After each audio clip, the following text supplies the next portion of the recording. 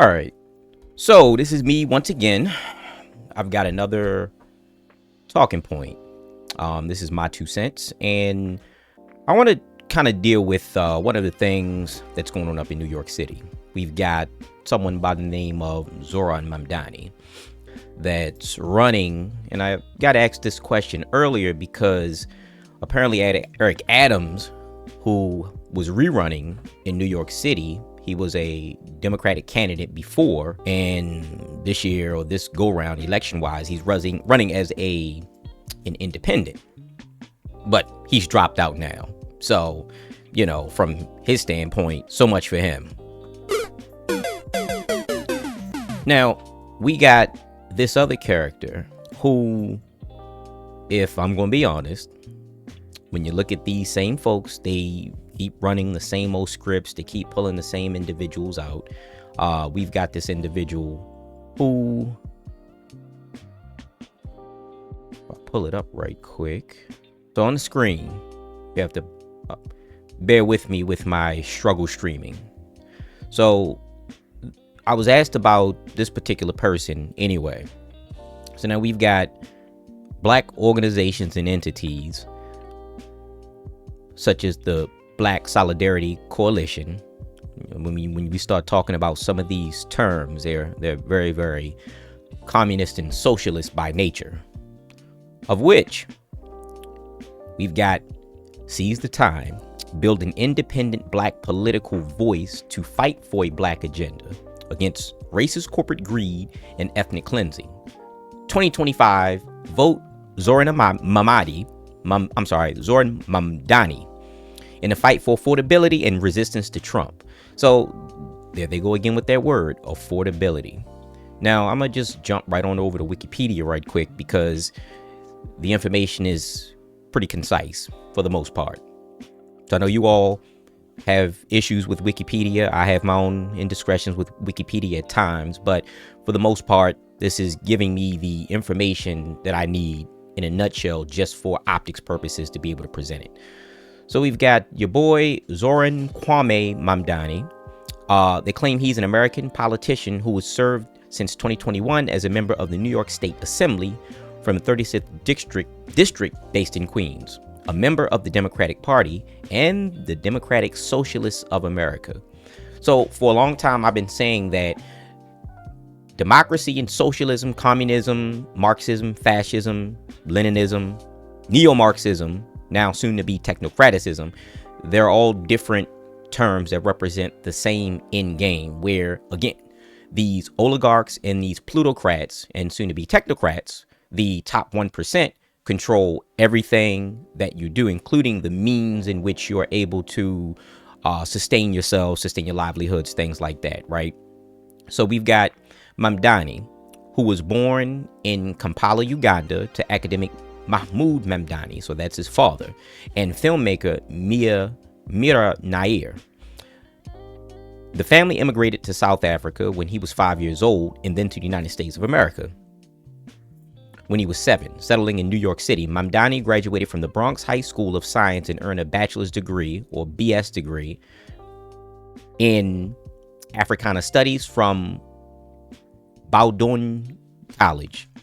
After working as a housing counselor and hip-hop musician, yes, he was a rap artist. I guess a failed rap artist, more or less. Says he entered local politics as a campaign manager for Kadir El-Yatim and Ross Barkin. Mamdani was first elected in the New York State Assembly in 2020, defeating four-term incumbent Arevela Simotas in the Democratic Party. He was re-elected without opposition in 2022 and 2024. Okay, all right, so you got a little brief synopsis in terms of who this individual is, or what his upbringing seemingly looked like, right? So then when we start to deal with the fact that when we look toward the bottom, we can see that during the Democratic primaries, Mamdani was endorsed by prominent progressive politicians, including Bernie Sanders, Ilhan Omar, and Alexandria Ocasio-Cortez. On June 24th, 2025, Mamdani defeated former Governor Andrew Cuomo and 9 other candidates to become the Democratic nominee. Okay, well, when you look at who his dad was, what his father represented, Mahmoud Mamdani, and they claim he was a Ugandan academic author, political commentator, and he is the Herbert Lehman Professor of Government and Professor of Anthropology, Political Science, and African Studies at Columbia University. He also serves as the Chancellor of Kampala International University in Uganda. Okay, so all of that aside, he gets married to this woman here who's Zohran Mamdani's mother. Zohran Mamdani's mother is an Indian American filmmaker. And she apparently did quite a number of films in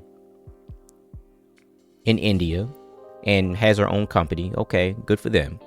Now we go back to Mahmoud Mamdani, who, when you look at what happened with Mahmoud, he was actually expelled from Uganda by Idi Amin. And when he was expelled by Idi Amin, he came back afterwards. So, given the fact that he was expelled by Idi Amin, where is that at? All right, so it says Mamdani returned to Uganda. Let's see. Well, no, he was expelled twice. Okay, here we are. All right, so when we scroll down a bit, we got Mamdani returned to Uganda in early 1972 and was employed by Makerere University. He served as a teaching assistant at the same time during his doctoral research, only to be expelled later that year by Ugandan dictator Idi Amin. I mean, I'll use the term dictator loosely because that's just a method of which they use to discredit certain individuals. It said it was due to his ethnicity. Well, Mahmoud Mamdani, father of Zohran Mamdani, was never Ugandan anyway because he was in India, an Indian Gujarati Muslim from Southeast. Okay, so now we look at his father, Mahmoud Mamdani. Mahmoud Mamdani, they claim he was a Ugandan academic, author, political commentator, and he is the Herbert Lehman Professor of Government and Professor of Anthropology, Political Science, and African Studies at Columbia University. It's also said that he served as the Chancellor of Kampala International University in Uganda. So we got a little bit of history about Mamdani and what he specializes in pertaining to the study of African and international politics, colonialism, and post-colonialism, and the politics of knowledge production. Okay, fine. Mamdani was actually born in Bombay, India, so he was never a Ugandan to begin with. And Mira Nair, the mother of Mahmoud Mamdani, got married to Mahmoud Mamdani. She was a Indian American filmmaker, and it said that she had a production company, Marabi Films. She directed and produced films such as Kama Sutra, Tale of Love, and some other things, what have you. That's not really the big interest here, or the big concern here. Primary focus is Zohran Mamdani. And when we look at who this individual represents, because once again, if we go specifically to the website, we go straight to Zohran Mamdani's website about what his political agenda seemingly is pushing. Zohran Kwame Mamdani is a New York State Assembly member and Democratic Socialist running for mayor. Born in Uganda and raised in New York City, he has fought for the working class. Here we go with that term, working class again. So now we're talking about the percentage of individuals that are controlled by the top percentile of individuals. So a lot of times people don't look for these particular types of keywords. And I mean, when you start to look at how things are itemized on these campaign websites or on these political action committee group websites or these PACs and these NGO websites. So we've got the NGO or the non-government organization websites that always use this particular type of language. So it says he fought for the city working class or the working class in and outside of the legislature, hunger striking alongside taxi drivers to achieve more than $450 million in transformative debt relief, winning over $100 million in the state budget for increased subway service and a successful fare-free bus pilot. So now fare free bus pilot, that essentially means that once again, another service is going to be provided for you, the working class, by the state or the government per se. Now, I mean, that sounds good, but then unfortunately, ultimate control is in the hands of those individuals or that political representation or government entity, if you will. So now we've got winning over 100 million in state budget for increased subway service and a successful fare-free bus pilot in organizing New Yorkers to defeat a proposed dirty power plant. So now, proposed dirty power plant. So now they're trying to push or give you the illusion that they're about pushing not dirty power plants, but more green energy initiatives, which aren't really about going green or being concerned about the environment at all. It's a play on words. The cost of living is crushing working people, but Zohran believes that government can lower costs and make life easier in our city. He'll use every tool available to bring down the rent, create world-class public transit, and make it easier to raise a family. Now, he's talking about doing this in one of the most expensive cities to live in the United States of America. Make that make sense, because it actually doesn't make sense. So you mean to tell me this individual is going to do that in one of the most expensive cities to live in? So, it's just a talking point. So we've got some photographs here. As we go along, we've got an initiative talking about New York is too expensive. Zohran will lower costs and make life easier. We've got these freeze the rent initiatives. We'll talk about him going in. A majority of New Yorkers are tenants, and more than 2 million of them live in rent-stabilized apartments. These homes should be the bedrock of economic security for the city's working class. Instead, Eric Adams has taken every opportunity to squeeze tenants with his hand-picked appointees to the Rent Guidelines Board, jacking up rents on stabilized apartments by 9% and counting the most since a Republican ran City Hall. Okay, so now that's basically a lot of fluff. But let's go ahead and get on over to one of the most important parts here, which is going to be the endorsements.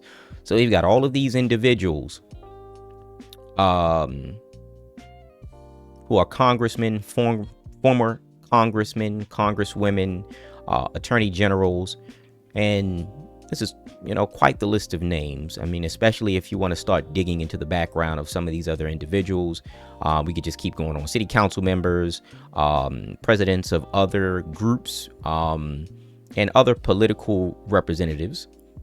Let's keep going down the list. And most people only pay attention to what's being sensationalized pertaining to some of these groups or these individuals, and are primarily being manipulated emotionally and subliminally by the optics of it all. So now we've got these particular groups. Now we start to get down into the non-government organizations that run or that are financing or providing some type of financial incentives to the individual who's running, right? Now we've got one that actually stood out, which was actually the very first one here, is New York Working Families Party. And I mean, I'm going to scroll down and I'm going to scroll back up afterwards. So we have all of these entities: New York Communities Change, Drumbeats, Communication Workers of America. We've got New King's Democrats. We've got the Jewish Vote, or the J3W-ish Vote. We've got Stonewall Democrats of NYC. We've got Jim Owl's Liberal Democratic Club. We've got the Central Queens Independent Democrats. Streets PAC. We've got Gen Z for Change. BAG. We've got the Voters for Animal Rights. We've got Equality for Flatbush. Black Leadership Action Coalition. Now that must be a good one. So let's scroll back up. And when I say a good one, I'm being facetious. I don't mean literally. So we've got Working Families Party. And I want to actually pull up this particular article from July 12, 2025. Yeah, it might be a little old. It might be a few months old. Socialist Zohran Mamdani has declared billionaires shouldn't exist, but it's unlikely he'd be the front runner to become the Big Apple's next mayor if it wasn't for one, says far-left kingmaker George Soros. There's that name once again. Financial records reviewed by the Post show. Mamdani recently told NBC News Meet the Press, "I don't think we should have billionaires," frankly, while doubling down on his plan to jack up property taxes on richer and whiter neighborhoods if elected mayor. Image caption says George Soros Open Society Foundation has indirectly funneled over $37 million combined to the Working Families Party and other left-wing groups who helped Zohran Mamdani in NYC's Democratic mayoral primary. But in less than a decade, Soros' ultra-woke giant making network Open Society Foundation has indirectly funneled a combination of $37 million to the Working Families Party and at least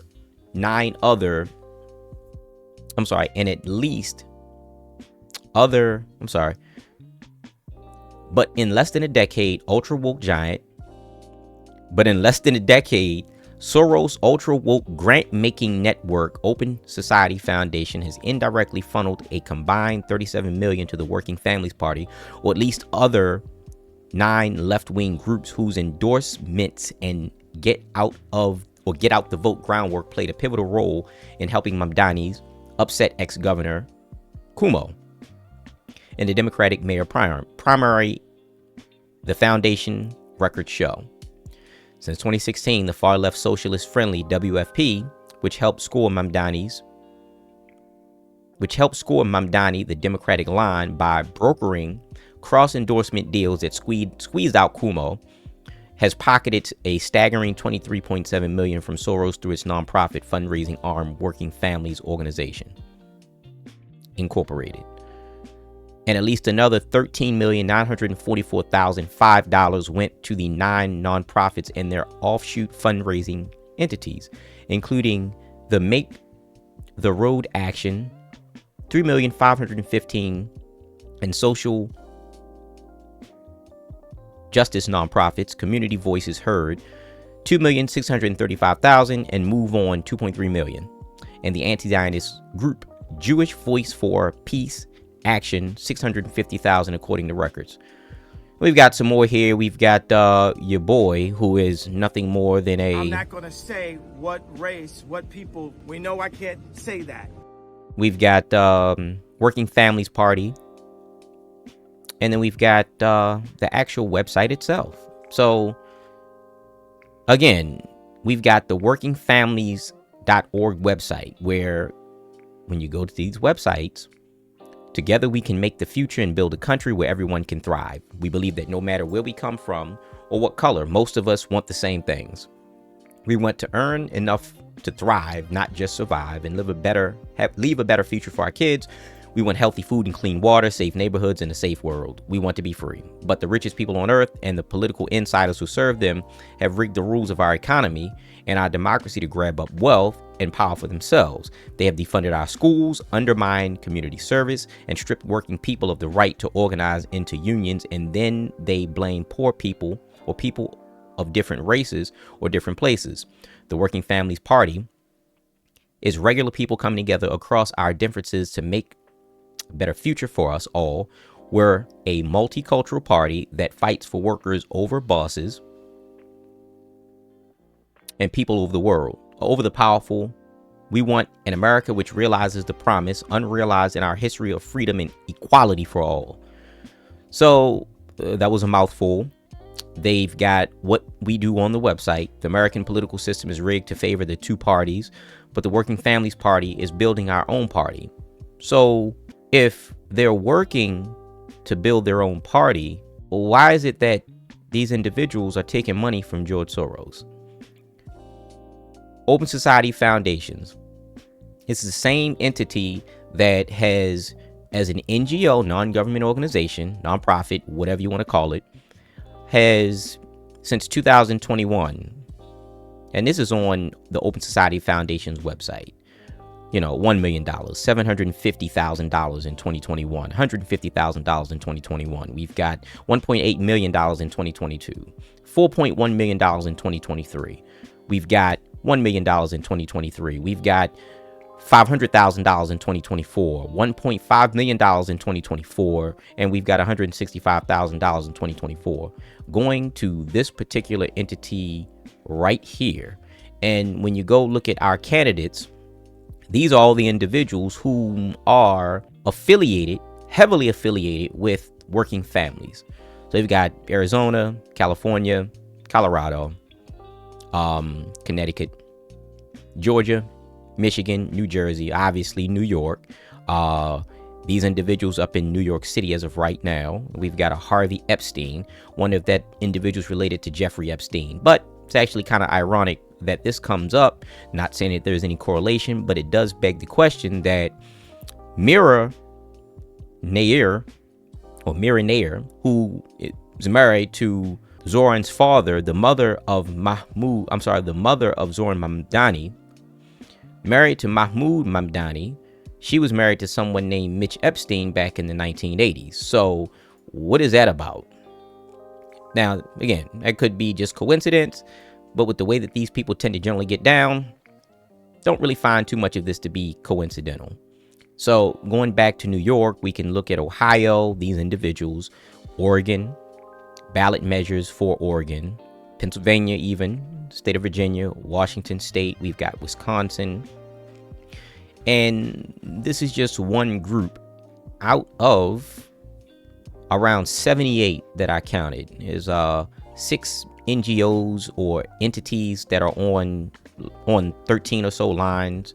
So we've got this many groups that are funneling money to his campaign. I just picked out one that was clearly tied to George Soros. I'm sure if we keep digging, we'll find individuals like, Bloomberg and some of these other globalist, so-called philanthropic individuals whom claim to care about the working class. And again, they keep using these terms where they start talking about equality for all and, color, things like that. They are all representatives, or they're all terms that represent socialism, communism, Marxism, fascism, Leninism. And again, I can go back straight to the website. He's classified himself as a Democratic Socialist. And I've been saying for years now that this whole term, Democratic Socialist, or conflating the two terms, is essentially what they want to do anyway, because they want to just use the term socialist. And they want to essentially push socialism and communism. While you think that the correct definition based on the textbook definition of democracy means what it says it means, when it doesn't. Functionally, a democracy, or the democracy that we're living in, or what it's supposed to represent, or what it represents, is socialism and communism, where you control nothing, you own nothing, and as Klaus Schwab said, you'll be happy. So that's my 2 cents on this particular candidate for NYC. I say, from my standpoint, don't support this individual until there's something presented legislative wise on what this candidate will intend to do for people in New York City. So that's my 2 cents. I'm out.